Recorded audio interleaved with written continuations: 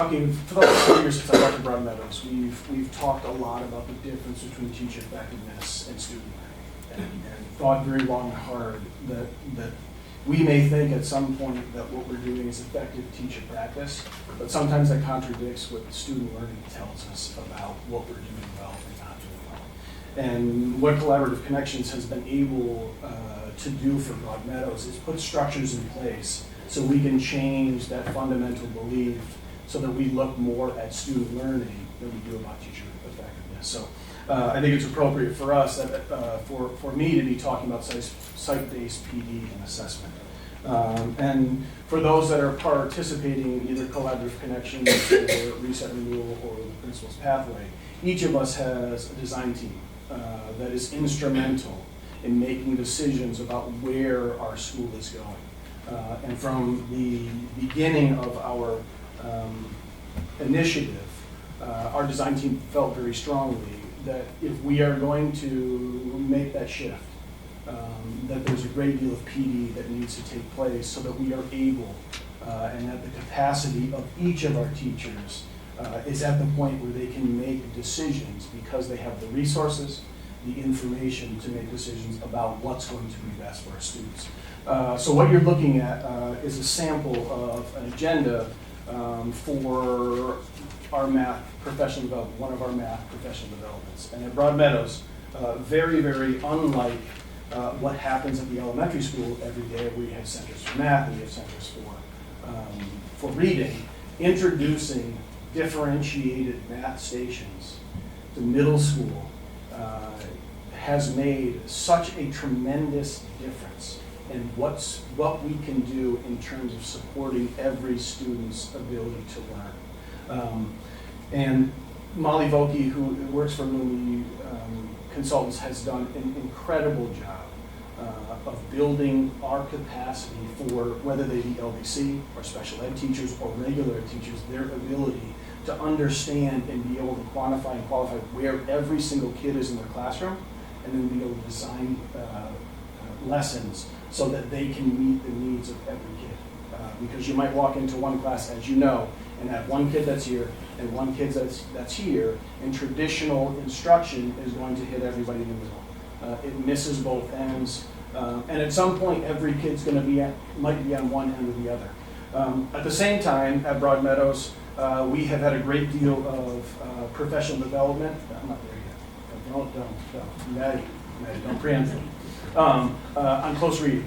And so we've talked a lot, and you know as well as I do, that green standards book says ELA, reading, social studies, and science. And everyone is supposed to be a literacy teacher.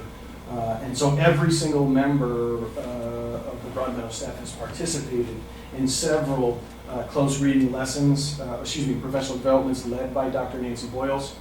They have had additional support, follow-up with Bridget Vaughn, who's coming modeled lessons for people. She's observing people. We are observing people together. And so the professional development has made the difference in making this initiative that's on paper become a reality at Broadmeadows. We have been very, very cautious with our design team about the amount of time that we're taking teachers out of the class to participate in professional development, and we've actually reworked our schedule so that when we have those things, we may take 2 or 3 minutes from each class added onto our SSB so that every kid sees every teacher every time, but we've added additional time at the end so that they can participate in professional development or vertical team meetings, etc. The next thing that we decided on our design team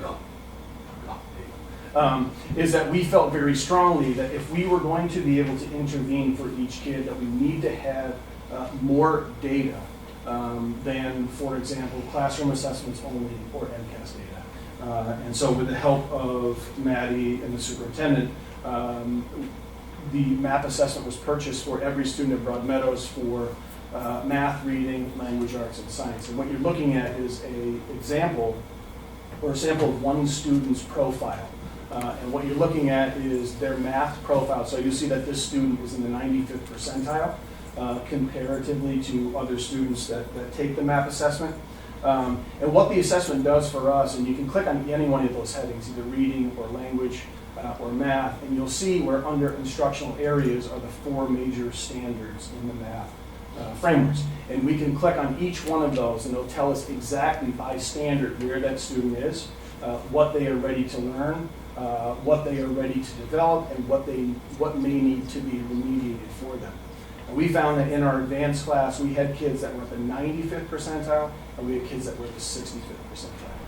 That's in an advanced class. How can you meet all of those needs? And what this has done for us, when you walk into, and you'll see Amy Malone, there's a video coming up that she's talking about her math stations. She can meet at least 4 times a week with a group that needs remediation and work specifically with them on the development of skills and conceptual understanding, and at the same time meet with every other group just as many times, because you might have some that need enrichment as opposed to intervention. At the same time, it's allowed us to provide Tier 3 support within our school day to 75 6th, 7th, and 8th graders to get a half an hour of Tier 3 intervention support every single day. This is one component of the assessment that we use, but we held our ILTs back in January and created intervention groups as a result of that. So it's been, in my opinion, a transformative opportunity for the teachers and the staff at Broadmeadows. It's really changed the culture of our school. Not that we didn't have a great culture before, but it just becomes much more targeted and focused. And I'll say that the folks sitting at home that work at Broadmeadows right now are the reason that this has been so successful. So the next clip you're going to see is 2 teachers whose will talk about the impact specifically of what they've done at their building and how that translates into classroom practice for them. Thanks. Hang on, remember, how do we, can you feel it? Ooh, quiet or noisy? Oh, nice one. And can you put this up under our noisy sound? Nice job. So we've been meeting in collaborative groups this year as a grade level, and I think it's really made a difference on how we address instruction for the entire grade. We decided to meet the needs of our students, the entire kindergarten class, by breaking them into individual groups.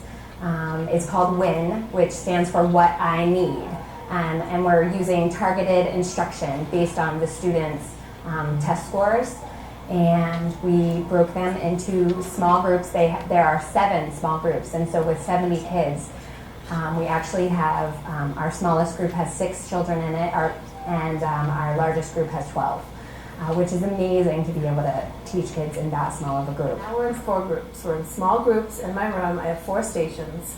One of the stations is the teacher station, where I work with the skill. I teach, for example, the Pythagorean theorem. We do examples of the Pythagorean theorem. It's the traditional teaching model in a small group. It provides for individualized instruction at the level where the student is. Different kids in the class are at different levels. Some groups will get the Pythagorean theorem very quickly, others will need days. The small group allows me to teach each group what they're ready to learn.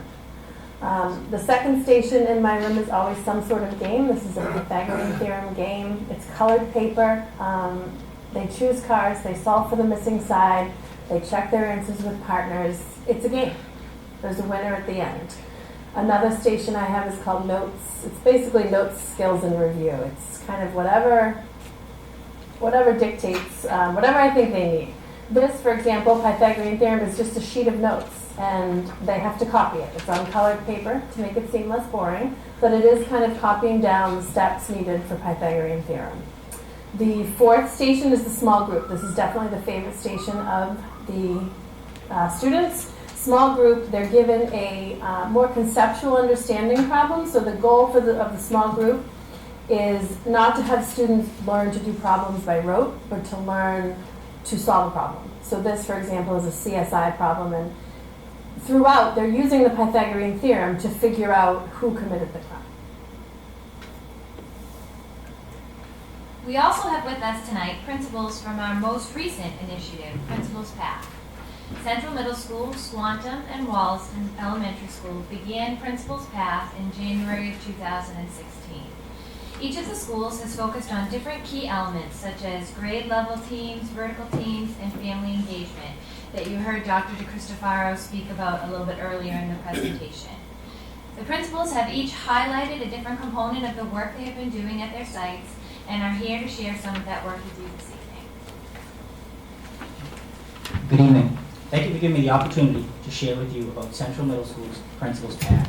Central has always had bi-weekly grade level team meetings with the team, principal, assistant principal, and guidance counselor to discuss student concerns and upcoming events. This year, we added a curriculum share to the agenda. The new agenda has teachers sharing a recent or upcoming lesson or recent professional development they received in their content area. We have seen lessons given by the social studies teachers using their new tech book. Science teachers have shared their interactive science notebooks. Math teachers have shared their math station lessons. And ELA and reading teachers have shared lessons that they use with the close reading.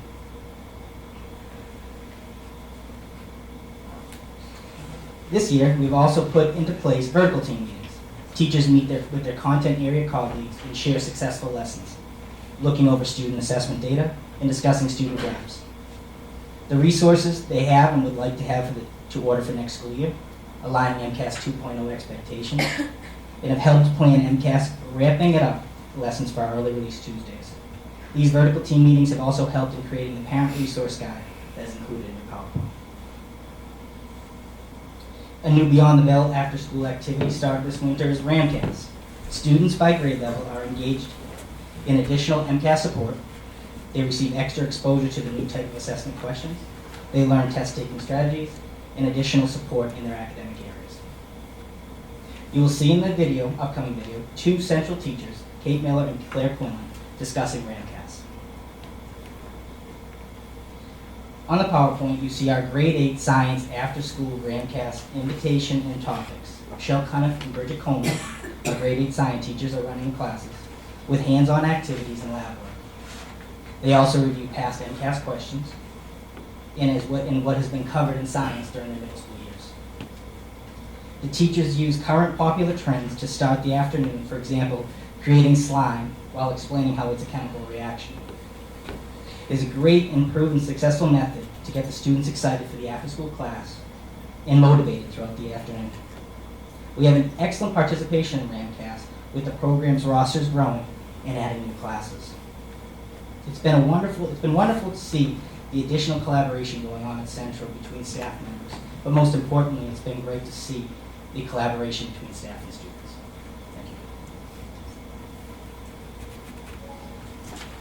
Thank you. Good evening. I just wanted to start by saying I am grateful to be participating in the Principal Path Initiative on so many levels. It's personally, I've been able to connect with staff on a different level that I otherwise haven't been able to do. And for the staff, they've been able to connect with each other on a level, and we've created time. We've actually formalized and focused our grade level and vertical teams, our design team, and we've made the time, which we've always had the time, but formalizing it and focusing it has been a great boost to building what I think is an even stronger academic culture at Swanham School. So I'm real proud of our design team and the work that we've done. So with that, I'd like to share two outcomes, two positive impacts to the school that we've created through the Principal's Path Initiative.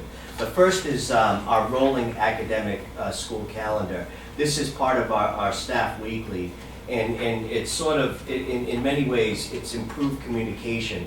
I'm able to, at the beginning of each week, write a narrative about the upcoming week, and you can see that the staff contributes to this calendar through the design team, through the grade level teams, through the vertical teams. They're always adding to this calendar, so I say rolling or growing calendar.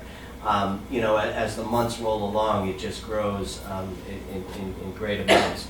Also, I think it's raised awareness with our staff in the school by promoting that stronger academic culture, and that's obviously been a great thing. Further, it's organized information. We now have some structure to our PD time, teacher prep time, our vertical and grade level staff time, and even during the school day, we've been able to sort of organize and better inform everyone about that time in general. Finally, it sort of facilitates the connection between our site PD and time at Swanham School with the system-wide PD between close reading, Sulawesi stuff. So just acting as a facilitator, connecting everything together has been a real benefit to our school as a whole. The second positive outcome is we've already had a great integrated learning team structure at the school, and through our design team, we were able to meet, and the idea came up to have a mini ILT group which would meet in between integrated learning team schedule. And this is an agenda from our recent 8A 2 meeting on Valentine's Day, actually. And what we did was the student support team, guidance counselor, resource room teachers, literacy teacher, they traveled around the building during the different grade level team time. And we offer staff evaluations, PD feedback forms, and I couldn't say enough about the appreciation of the time, but the ability where our grade level and vertical team times have always been connected through collaboration, sharing ideas, sharing resources, but to add the element of the student support team traveling around to each of the grade level teams was amazing. It connected the students with the sharing of the resources and the general collaboration. The other piece with you boost the academic culture, but that's the school culture overall, seeing the student support staff traveling, having fun, focused, professional, going into each of the grade level teams. It made me proud to be part of Swanham School. So I can't say enough about thank you to the design team, thank you as always for the support to our school, and thank you to SLT for allowing me to be part of the Principal's Path initiative. Excuse me. Thank you. Good evening. I'm excited to share with you the Principal's Path at Wollaston Elementary School. I'll be focusing on two components, the design team and the vertical team.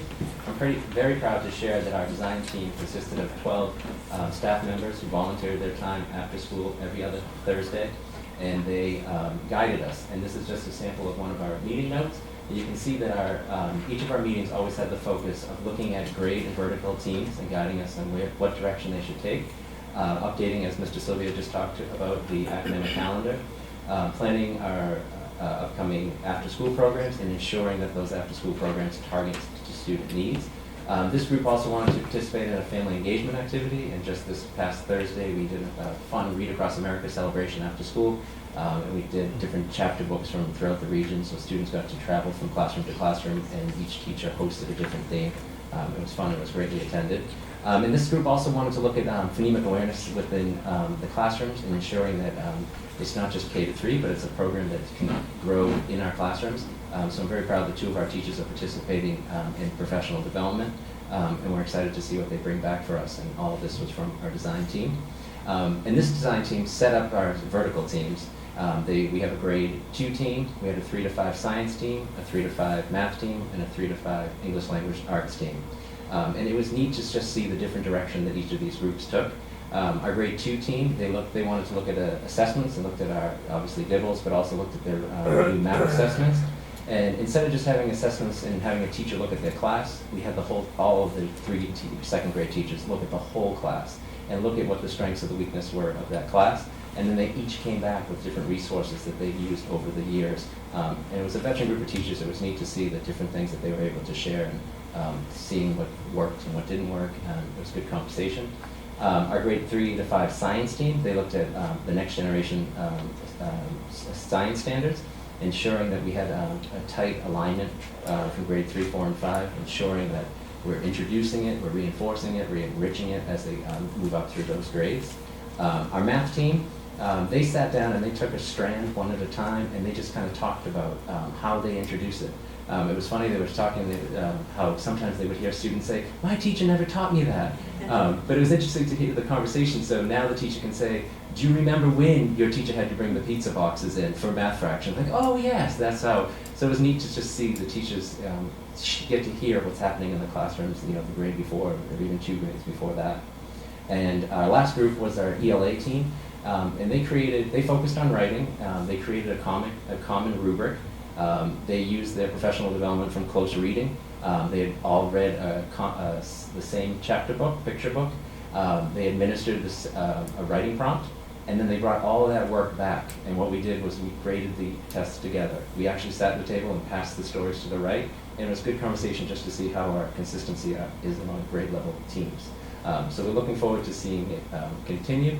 I'm looking forward to adding a couple more teams, and I thank you for the opportunity for this Principal's Path. If I could also direct your attention to the screen, we can hear from some of our teachers who have participated in Principal's Path.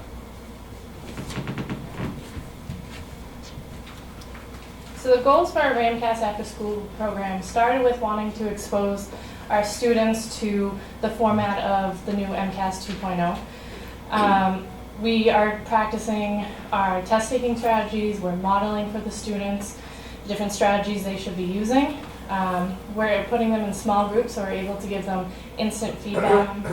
The main idea for this is not to give something so new. We are reinforcing what we're doing in our own classrooms. We are working on the new MCAS 2.0 questions and we are working on these test strategies, but this is able to reinforce what we're already doing with them. As far as engaging the kids in an after-school program, basically everything is centered around test-taking strategies. So we're trying to personally create lessons using the test release items that are a little more engaging. Most of them are coached examples, working together, encouraging kids to take part of it, where they're actually involved in the process. We are having classroom challenges where there are prizes and rewards, and we're also having drawings weekly where students that have attended for 2 days get put into a drawing for an iTunes gift card. And in terms of documenting student progress, both the math and ELA and reading, we are keeping portfolios for students. Each teacher is having kids record their progress in a log where we pretty much say what the task was, what the primary focus was, and then have the kids think about their thinking and add their thoughts. We set goals at the beginning of the whole program where the students were, we pretty much talked about their MCAS scores and where they wanted to go with it, and hopefully we'll revisit those at the end and they can document some personal progress, and then we're also going to have them have a survey where they can give us feedback so we can go forward next year with the program. So. And we've had a lot of positive things happen as a result of this principal path. We started by looking at what we thought our students needed to support them on this upcoming MCAS, and we planned some after-school activities, our traditional prep along with some technical writing where children compose on a computer screen instead of with paper and pencil.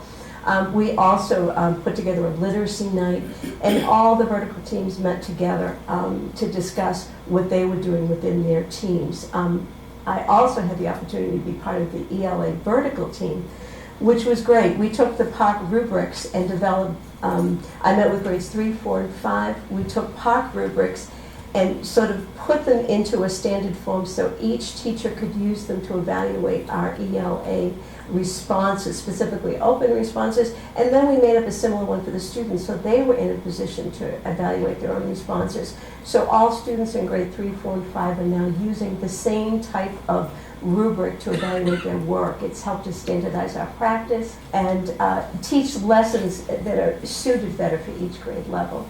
We started with the close reading activity. We all read the same book in close reading and administered the same open response question, then got together, scored them, compared them, and decided what does a grade 3, grade 4, and grade 5 piece look like. That informs our instruction in a really powerful way. Well, I'm sure you can see tonight that we have on hand our building leaders who are excellent communicators. You can hear that, how they try to convey to you what's happening in their schools. You can imagine them in front of their teachers during principal meeting times or as they facilitate vertical or grade level teams as well. So you've heard this communication, and we just wanted to share a few examples of the kind of written communication that you see or that we see on a consistent basis. So for example, here's something from one of our schools' weeklies. It's called Curriculum Central, and it takes just 1 week of the professional development or the instructional focus that's happening in the classrooms, and it actually sort of reinforces it, and so that the whole staff can be on board with what's going on, maybe at a particular grade level or in a certain content area. Teachers are also, they get a chance to be sort of called out and appreciated for a lesson that they may have shared with their colleagues or time that they put in for professional development. Another example is something that could be developed for parents. So once these design teams meet, or the vertical or grade level teams, not only are they thinking about what's best for the kids, for their students, but what sort of information that parents most need. And here we have another example of a monthly parent newsletter This is from Squantum, and because of their design team and the conversations they've had, they've chosen what the focus for the month would be. So this was February, and MCAS and the transition to the next generation assessment was going to be a focus, but it continues to talk about upcoming events that are happening in school, or maybe highlighting some special school-wide event like the Lunar New Year. So just wonderful conversations so that parents have a great sense of what's happening in the class. Here's another example from Clifford Marshall. This was in the Staff Weekly. It was celebrating, it's a post-celebration, thanking the teachers, the staff, for their contributions for putting on such a wonderful night for One School, One Book. So it sort of reinforces, it keeps the momentum going, and validates all the hard work that the teachers are putting in. Agendas are a big part of how we communicate with teachers about what's coming up. It might be professional development, it might be a grade level and vertical team, and it sort of sets the expectations for what they'll be participating in later in the week. And then last but not least, just having those photos, and we've seen a tremendous increase in photos of the students in class involved in their instruction, actually learning, doing some engaging, hands-on learning, and it's tied to the professional development that the teachers are absorbing that week or that month, and it's also just a nice quick snapshot of how the kids are understanding and sharing their knowledge. As Maddie mentioned earlier in the presentation, and I will reiterate now again, one of the keys to the success of these initiatives is the alignment of the work that we've done at both the district and the school level. Professional development is an excellent example of this alignment. Our teachers participate in the system-wide professional development that we provide throughout the course of the year, and that directly aligns to and is reinforced by the site-based professional development.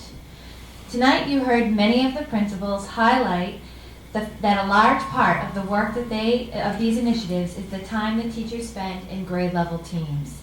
The ability to plan together, analyze student data, and make collaborative instructional decisions has been so valuable. We of course also rely on our consultants that we work with, such as Sue Looney and Dr. Boyles, to assist us in accomplishing our professional development goals and in supporting the staff to get there. Vertical teams, similar to grade level teams, are the opportunity for teachers to work together to align their practices and develop clear expectations for student performance at each grade level.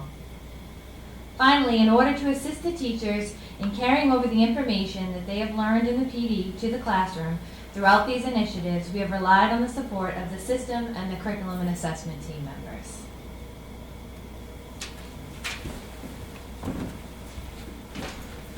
Thank you. I think just to review, I mean, this was what I showed you at the beginning of the meeting, just to make sure you know that this isn't over. This isn't just we present and it's over and we move on. We'll move on by site. We'll also move on by evaluation, by reflection, by assessment that's built into the district improvement plan. With these incredible instructional and management leaders, because we can talk about the curriculum, but they're also managing every day so many children, parents, teachers at their sites. We thank them for that. And also there are different levels here, different levels of where we started and where we will end up. And all of our principals will work with their design teams, talk about among their design team, their staff, and with SLT to decide what in that menu of elements does that school need uniquely, not just everyone does the same. And I think that's also something that's very, very helpful, not only to our principals, but also to our staff as well. This is a word. I didn't put it together. Aaron and Maddie did. But really, any educational book you want to pick up, any administrative book, has a lot of words. All these words are in there somewhere, somehow, chapter to chapter, page to page. But I think what is remarkable about these principals, remarkable about our staff, our SLT, our team administrators, is the fact that we take all these words and we take the words and we bring them to action. And I think that's the most important, not just to talk the talk, but definitely walk the walk as well. So hundreds of staff members have been involved in these initiatives, and we'll continue to do that, but we need to let them know that as learners, as leaders, as facilitators, and as team members, they are so valuable across the system. And lastly, again, change, as you know, is so very, very difficult. Just to mention change, many staff members feel like, okay, so what are we doing wrong? Here's the superintendent, what are we doing wrong? And all we're saying anything wrong at all. We're just looking at how we can improve as a school system, but how we can improve classroom to classroom, teacher to teacher, academic classroom teachers, academic program teachers, and academic support staff. So as we know, change is very difficult. I think that what we have done is to engage and to embrace by way of so many dedicated and caring professionals, principals, members of the superintendent's leadership team, and our teaching staff. So I want to thank them very, very much for their ongoing support of our initiatives and everything else that they do in this terrific school system. And thank also Erin and Maddie for all the grief they put up with for all the things. We'll change slide 4 to slide 3 during the storm the other day. So I want to thank you very, very much as well. So with that, thank you, Mr. Chair. Thank you, Superintendent. Any questions from the committee or comments? Chair recognizes Mrs. Mahoney. First of all, I want to thank everybody because it's always so refreshing to see and hear from so many different schools. First of all, because each of you are leaders in your own schools and you have your own challenges to take care of because the population is so different in each one of your schools. And if educating was simple, there would be a formula, and the formula that we keep getting told from the federal and state is different every year. So they keep trying to change that formula, and you have to change with it. So what's impressive, though, is that when I hear everybody has a little different take on everything that's going on in the school systems, and it's imperative that people know that the most important thing, and I can hear it in each one of your presentations, is your students and their achievements. Even though we are always so focused, so incredibly focused, and it pains me, on the word MCAS or MCAS 2.0 or whatever else is to come, because that's not really what shapes the students that you're shaping. It's those. The presentation we had earlier tonight were kids that came through our system. They came up and their science presentations that they were saying are beyond anything that I could ever expect. And they came from our Quincy public schools. And they could have very well, I don't know, I wish I could have them here right now to say, where did you go to elementary school? Where did you go to middle school? Because they very much, I saw somebody shake somebody's hand. I know they were at one time probably one of your students, and you should be incredibly proud. And that happened, underneath your watch. It could be as you as a teacher in the classroom. And I know, as a school committee member, I was incredibly proud hearing that. I'm incredibly proud anytime I see our students, whether they're performing on stage, they're actively participating on a field, or they're coming up here with a presentation. That young man who had the pods for Japan, I don't know, maybe there's a place for him in your Coke's team, because I know space is getting limited, but yet we still need more places to put people, so you might have him in the future on your team as well. One of the questions that I do have from the presentation, and forgive me, I always do have one. Mr. Gilbert said something, and I saw in your presentation that you were looking at analytics in a different way. Do all of their schools have that same ability? Do all middle schools have the same ability to look at the analytics as he was showing in the math? Well, we're really happy to say that it is a pilot program, and we're really pleased to have it at Broad Meadows because they became, they jumped right into the Collaborative Connections Initiative. As you know, it's something that we already have at the elementary, so we know it's a high-quality tool. We had a discussion with Sterling Middle School about piloting it, but they wanted a year to try out their teacher-created formative assessments that they had already built their ILT teams around. This was a tool that Principal Gilbert was really interested in and could definitely see the connections of why we would use it in the elementary grades and how it would work all the way up. So it's right now just at Broad Meadows. So the reason why I asked that is because I can remember in one of the teacher and learning presentations that we had when we had all the middle schools there, math is something that it seems to be a dip when we have, we go from elementary to middle and we have a dip. And one of the key components that we were talking about is really focusing on the student. It's not necessarily the teacher's performance, but it's actually the ability to understand where the student is performing at the time that they're in your classroom, at the moments that you have them, to be able to maybe re-engage and redirect them. And it's that kind of information that would be so helpful for the teachers to be able to do that, because once the test is given and the material is gone and you've moved on, you've missed that opportunity to potentially redirect and re-engage that student to get that information there. And it sounds so simple for me to say, but it's those tools that would be able to help do those things. And I just saw it in that particular piece, because I know that's an area that we struggle in, and I'm excited to see that it's being tested. And I hope that's something that we will be embracing and bringing right into the middle schools. You know, it's an area that we, all students, no matter what, have to, you know, my son would always say, math is not my strong suit. I said, well, math is something you'll use for the rest of your life. And I'm happy to say that he negotiated his own apartment this year, so he used that math. But the point that I'm making is that the tools are the things that we can talk about as a school committee, and as the principals come up and talk about that, is how we can help the student. And oftentimes what we're talking about is it's also how to help the teacher engage in that classroom. It's collaborative in all those ways, and it's just, again, it's exciting and refreshing. And I can't imagine how hard it is. I sit here as a parent only and as a school committee member, but to manage all of the people that you have, the expectations of parents, of students, of teachers, the disappointments that you have, or the achievements that you have at the same time. Because I can imagine when a student is struggling, how hard it is for that teacher who's trying so hard to help them. I know that the parents feel the same way when we're trying to help our kids achieve in that classroom, because we have so much weighted on that. So I just wanted to thank you all, because you can hear the passion, and it's exciting to hear. So it was a great presentation. Thank you. Anybody else? Chair recognizes Ms. Sullivan. Thank you, Mayor.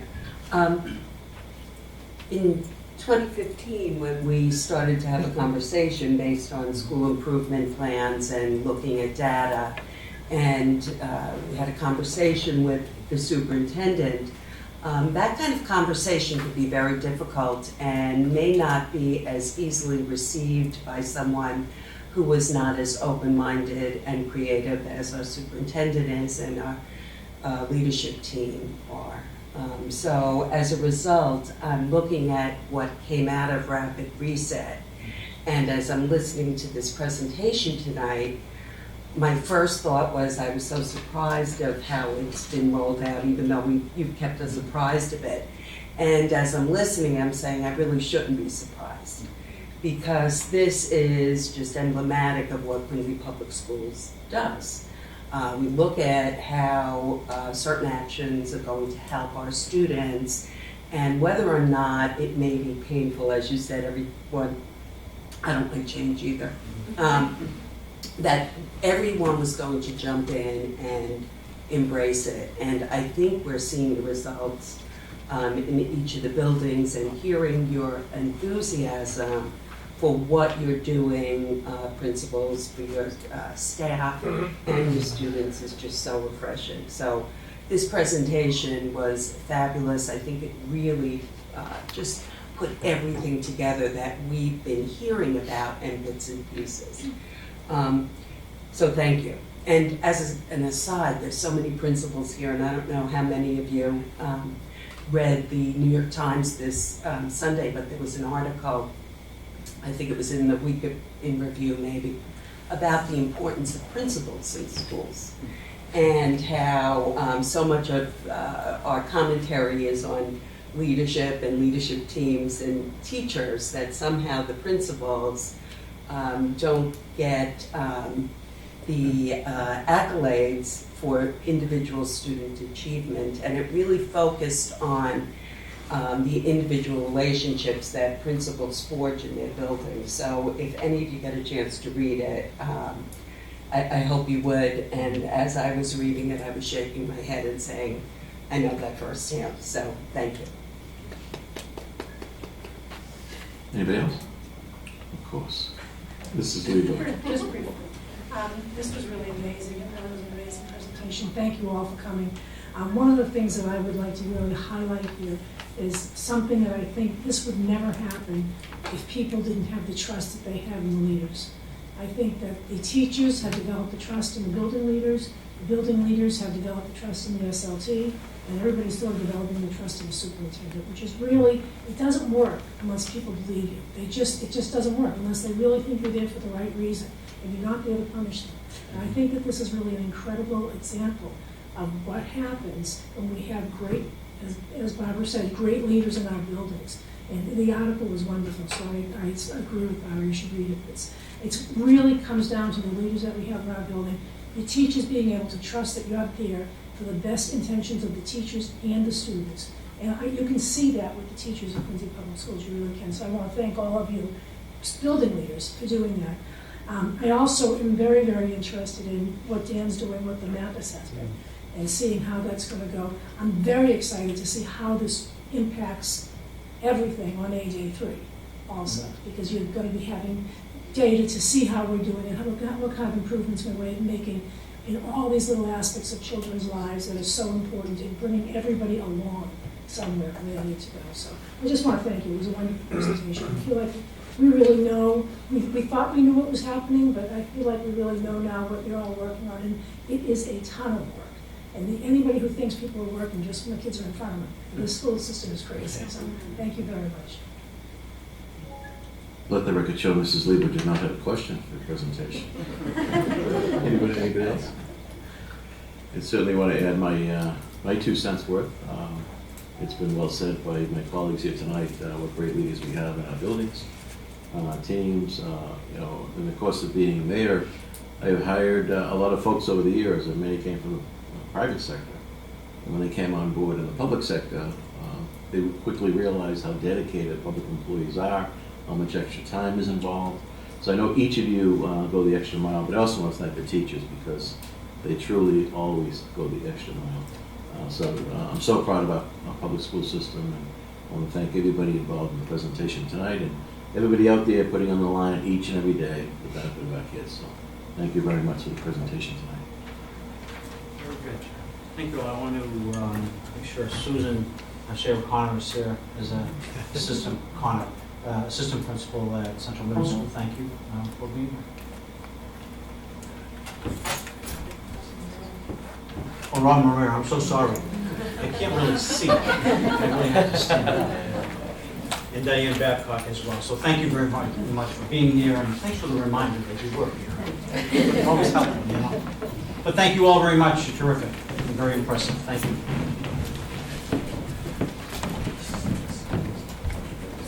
Next item on the agenda, choral music program review. Chair recognizes Ms. Joel. At the last open forum, we were presented with information requesting us to look at the music curriculum from K through 12. At the end of that meeting, I requested that go to teaching and learning to examine it, and at this point, I'd like to formally do that. Thank you. Thank you. Next item on the agenda, we have a request for out-of-state travel, Granazati Elementary School to Canopy Lake. Motion by Ms. Hubley, second by Mr. Demetrius. All those in favor? Aye. Opposed? The ayes have it. Additional business? Seeing none. Communications. Upcoming school committee meetings are listed. Upcoming subcommittee meetings are also listed. Next couple of months are also on the website on a regular basis. Any other communications? Seeing none. Executive reports of subcommittees. Excuse me, Ms. Isola, to report. Thank you. We Teaching and Learning met on March 6th of 2017, and we were given a presentation on 4 different agenda items. One, we had quite an extensive presentation on the guided map, which you heard a little bit about today. That's being implemented at the elementary school level. Close reading, which is being implemented at elementary and middle school levels. Those are programs that I would suggest parents can look at the website for the full breakdown of what those programs are about. And of course, their principals and teachers could fill them in on what's going on in their child's individual classroom. Also, we learned about the new kindergarten report card. This is the second year, and things are going pretty well, and we asked for a survey. SLEVO asked for a survey from parents to see how they were responding to that. Also, the last item that we talked about was the policy that school committee has with regard to giving homework or having homework due at the end of school vacations, either February vacation, Christmas vacation, or April vacation. And we had heard that there were some students who were sent home with assignments during the February vacation week. So we just asked the superintendent to communicate with the principals and send that message down to classroom teachers that those assignments over the vacation should be avoided. We frequently ask our parents not to take children out during the school year, but to use the vacations for family time, and that not having those assignments during that week would certainly help foster that family time. So thank you for that. And that's it. Any notations or corrections? None? Thank you, Ms. Isola. You're welcome. Executive session, none. Motion adjourned, made by Mr. Solis, second by Mr. Wheeler. In favor, aye. Opposed, have it. Good evening, everybody. Thank you very much.